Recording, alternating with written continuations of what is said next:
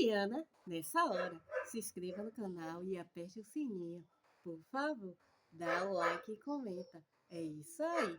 Gente, hoje em Poliana Gorda, ou hoje em Poliana Bela, perdão, hoje em Poliana Bela, vamos falar sobre a beleza negra.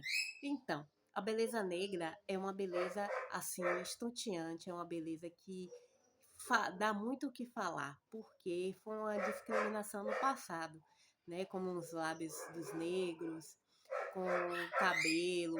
Hoje em dia, a gente ganhou espaço e a gente está podendo ter nossos lábios em alta, nosso cabelo, nossa identidade. Hoje estamos assumindo isso. Então, isso é muito bom. A beleza negra está em evidência e temos que respeitar todas as culturas e todas as raças. E viva a beleza negra! Poliana, nessa hora. Tchau!